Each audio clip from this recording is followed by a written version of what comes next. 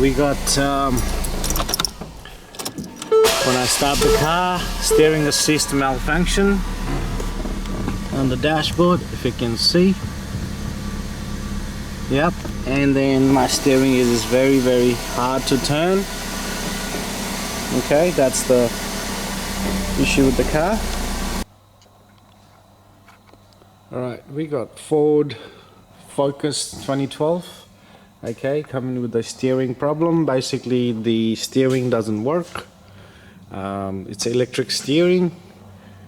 Nothing, it's just hard to turn, doesn't work, and it comes up with the faults in the dashboard saying power assist steering, something is not functioning or something like that.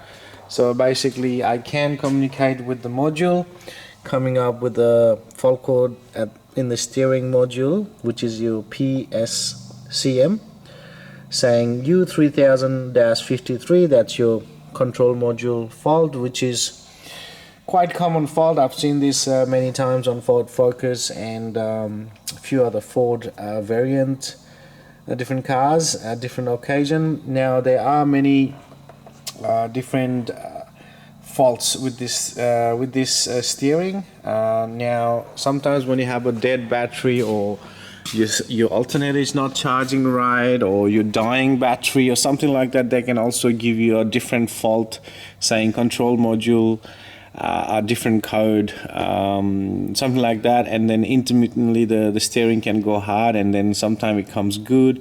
It's best to check your battery charge and alternator charging system as well. Make sure everything is right in that sense. But in this case, it looks like the steering itself has gone bad. Basically, a lot of the time the issue with them is water gets in the steering, whether sometimes from this part here where the column comes down, the bulkhead part up here, or sometimes the module, everything sits on the passenger side here. The water can get in there as well, and then it can give you multiple different faults and multiple different issues with this. So basically, to do this one, it's pretty simple, it's not too hard, so I'll just show you what I'm up to here today, right? So basically there's 3 connectors on this module area. So the motor, module, everything is the unit, everything is in the steering on this one. So the very last plug, which I've got my 2 red and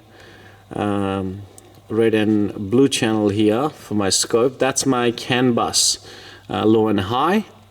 Okay, and then the 3rd pin here is my power, ignition on power. Okay, so now if you look on the back, which is a little bit hard to show you, but I can sort of show you after. So basically the white and the white with the blue is gonna be my CAN bus wires, and the green color wire will have a power feed on the ignition.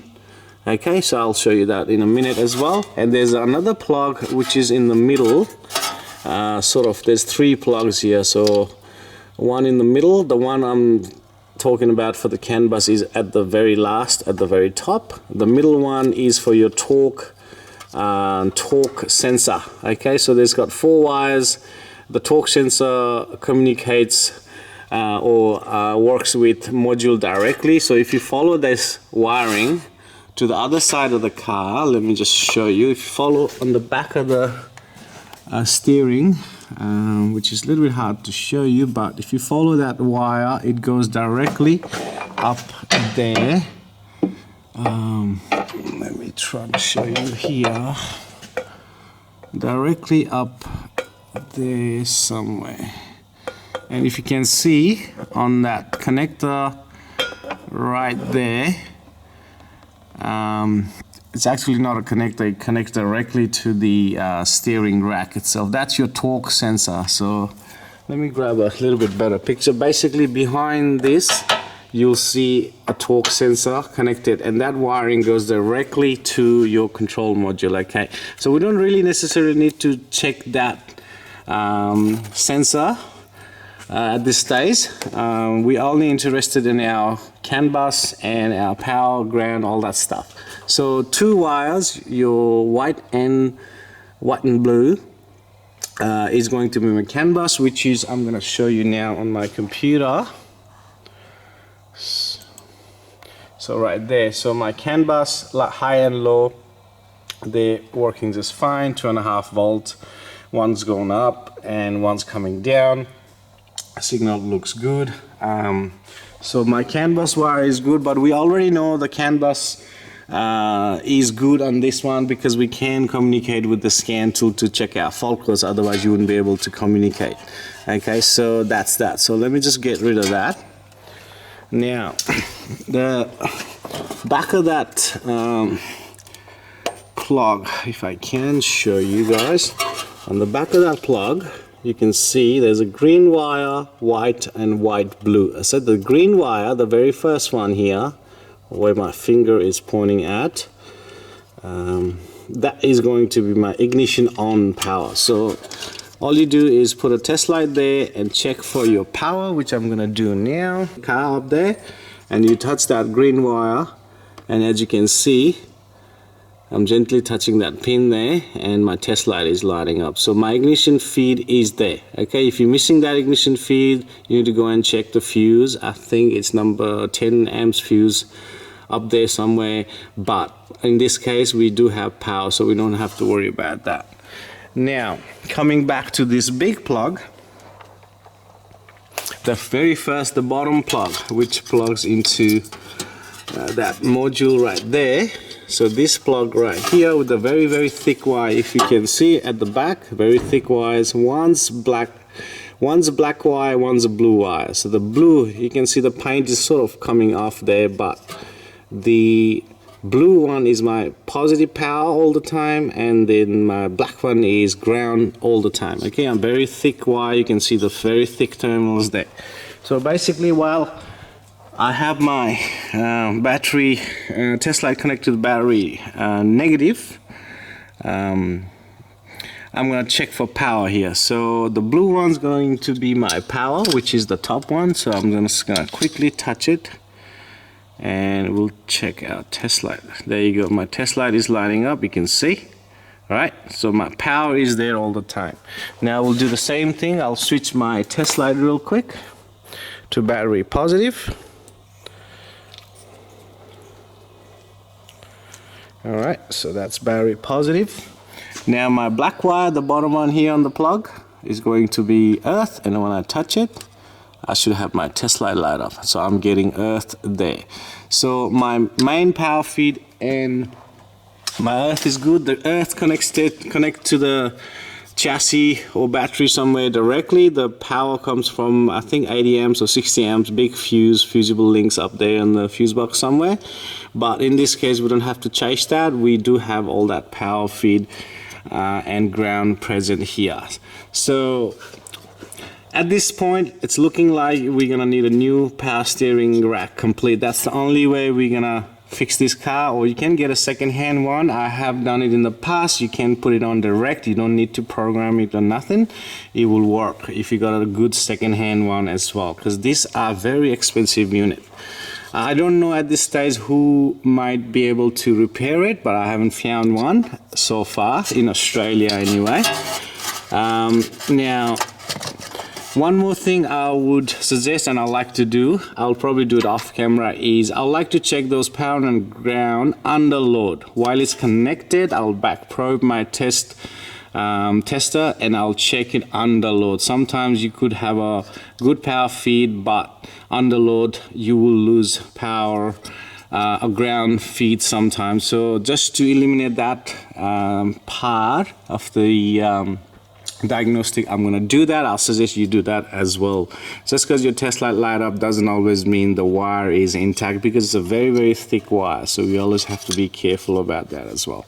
So saying that, before I go away, I'll quickly show you one more thing. If you do want to read up on this, if you go to your internet and then if you type in ECU testing, that's the name of the website, or just Google search Ford Focus steering motor fault and go to ecutesting.com website. They got a very good write-up. It shows you all the fault code, what they mean when the fault code occurs, and what are the reasons for the fault codes. Here it's showing you the water can get in through that area to damage your torque sensors, and on this other picture the water can get in to your module area, and that also causes different fault codes. They also talk about your battery failures as well, and when you have a battery issues, what type of fault codes you're gonna get. Here you go, it's a